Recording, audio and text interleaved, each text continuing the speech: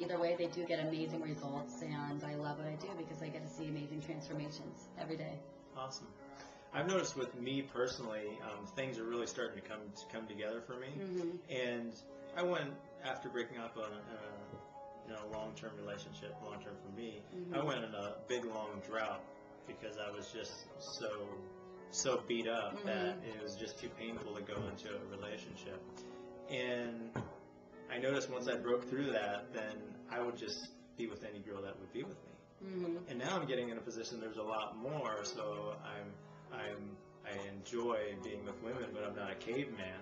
Right. So I have to start to get more focus of the type of women that I want to attract, because based on the paradigm of 3 months ago, 4 months ago, 6 months ago, if you're out there, I'll apologize. I'm not talking about you. I need to focus on doing it or I'll end up with STD or something like that, which I don't have right now. Yes, you definitely want to make sure that you're very focused and you're very clear about what you want. What are your non-negotiable requirements and deal breakers? What sort of the things that are your negotiable requirements and traits, and things that should be what I call the wish list? You know, maybe you like somebody wants to cook and travel, or you want a blonde, but that's not imperative. It's not going to be a deal breaker. That would go on the wish list. But if it's something like, you know, they've got to be a non-smoker, or, you know, they've got to be over 6 foot or make this amount of money, that's going to be on the non-negotiable for some people. But either way, it's absolutely imperative that you get very clear, because if you don't know what exactly you want, there's absolutely no way you're going to get there. Just like a roadmap. So part of actually my coaching is designing and building their ideal profile of their dream woman or dream man. And we do that, and we knock that out the first session or two, so that really lays the foundation of where we're going to go search for them, how we're going to attract them, and how they're going to search. Because someone who I'm looking to attract is going to be different than the next person or the next person.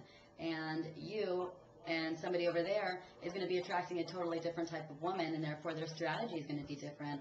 Their action steps, they're going to be different, and the way they're going to go about it and the places they're going to look is going to be different. So it really serves the backdrop of their whole search for their soulmate. And that's why it's very, you know, essential that you do get crystal clear about what you want, so that you can find it and attract it. Yes. And for me, the important thing is, on the other side of that usually gets me into the most trouble, is attracting what I don't want and spending time focusing on that.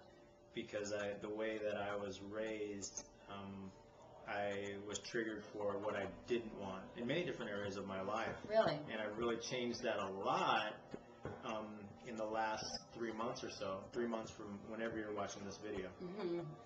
Whenever you're watching this video, it was 3 months ago. So 3 months from that time, I was able to change the way by focusing on what I want, like the law of attraction.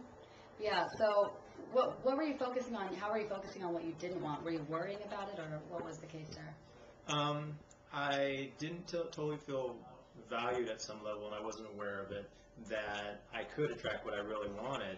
So I was spending time focusing on what I didn't want. But one of the gifts I also had that went along with that, I was good at saying no to what I didn't want. But I was having that was the option that I was seeing all the time, is what I didn't want. So it was like at certain times I was giving up so much because I got beat up in so many different areas that I wasn't ready when what I did want presented itself. Yeah, that's a huge issue that I face with clients, actually. In fact, a lot of the clients that come to me, they do have issues with that, of attracting what they don't want.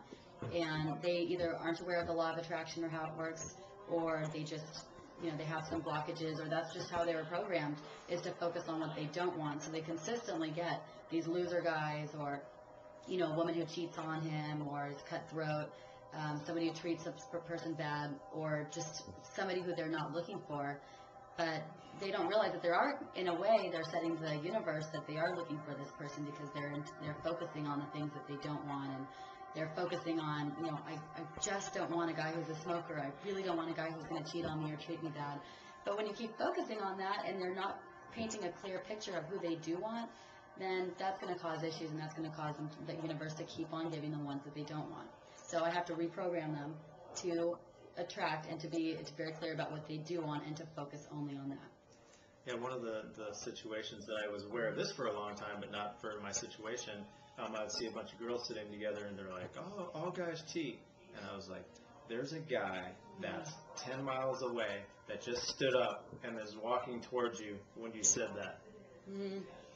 Just to be to that awareness, and they never really put the connection there. Mm-hmm. And I believe a lot of times, women and men, but I've noticed with women that they see what their other friends are doing, and I think that sisterhood's so important that they're able to listen to the people around them that are observing it. And if we listen to each other, and we have that I call it mentor and friend relationship, that we're able to give and receive, and not one person giving or two people giving without either receiving, there's like a lot of friction. And having valuing it, you want to be around friends that you can give and receive.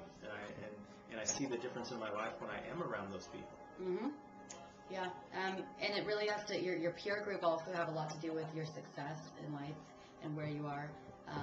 And if you're around a peer group that doesn't challenge you and make you want to be a better person and promote growth in yourself and your career, then you're really just stagnating.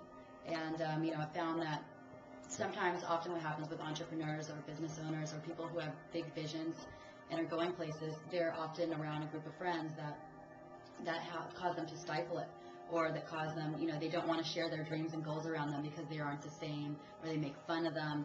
And